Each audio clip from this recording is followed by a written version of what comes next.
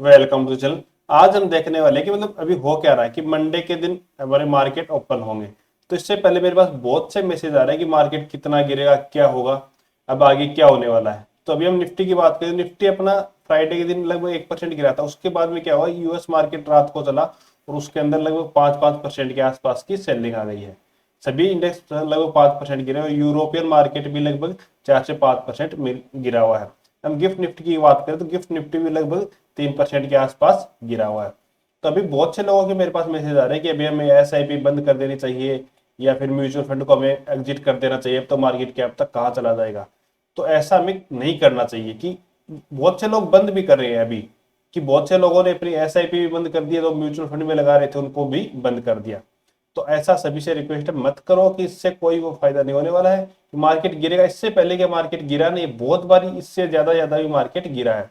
इससे पहले corona time में बहुत ज्यादा मार्केट गिरा था। मार्केट ऊपर गिरता है लेकिन ऊपर भी तो जा रहा है ना, तो जब भी गिरेगा तो ऊपर भी जाएगा। चलो मैं आपको थोड़ा और दिखाता हूँ इसके अंदर हो क्या रहा है। जैसे मार्केट के अंदर अभी अगर हम इन्वेस्टिंग कर रहे हैं ना, तो हमें शॉर्ट टाइम में नहीं देखना चाहिए कि मार्केट आज के दिन 300 पॉइंट गिर गया, आज के दिन 400 पॉइंट गिर गया, 5% गिर गया, ऐसा हमें देखना ही नहीं चाहिए। अभी आप देखोगे एक दिन के अंदर लगभग 5% गिरा हुआ है। इसको थोड़ा और करते हैं, जैसे इसको हम 5 डे के अंदर करते हैं तो लगभग 8% गिरा हुआ है। तो जिन्होंने आज से 5 दिन या 7 दिन पहले ट्रेड कुछ भी लिया होगा, मान लो नेस्डेक के अंदर ईटीएफ को बाई किया हुआ है, फिर कोई म्यूचुअल फंड को बाई किया होगा, तो उसे माइनस दिखा रहा होगा, लेते माइनस दिखा रहा है।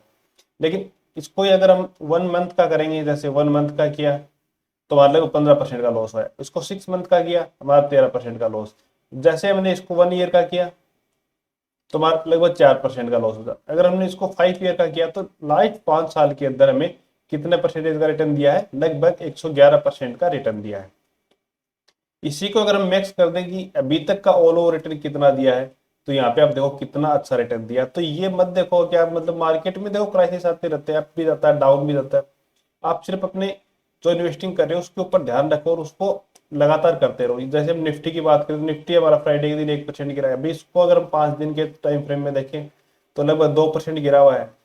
यहाँ पे आप देखो लगभग 2% के आसपास गिरा हुआ है। इसी टाइम फ्रेम को अगर हम थोड़ा और लंबा करें, 6 मंथ का करें तो लगभग 7% गिरा हुआ है। लेकिन इसको अगर हम 1 साल का करें तो हम ब्रेक इवन के ऊपर है, कुछ नहीं लॉस है हमें, नहीं प्रॉफिट है। लेकिन इसी को अगर हम 5 साल का कर देंगे, सॉरी 5 साल का करते हैं, तो 5 साल के अंदर देखो ये भी लगभग 180% के आसपास का रिटर्न हमें दे रहा है। तो रिटर्न मिलेगा, इन्वेस्टिंग कर रहे हो आप, एसआईपी कर रहे हो, उसके अंदर रिटर्न मिलेगा। तो इस टाइम पे आपको डरने की बिल्कुल भी आवश्यकता नहीं है।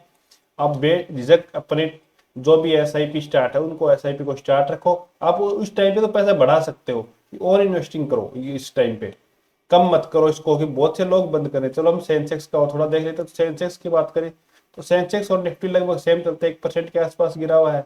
इसको थोड़ा और लॉन्ग टाइम में देखो 2% के आसपास गिरा हुआ है। इसका भी 1 ईयर का देखेंगे तो कोई प्रॉफिट नहीं है, लेकिन 5 साल में चलेंगे तो वही लगभग 170% के आसपास का रिटर्न सेंसेक्स का भी है।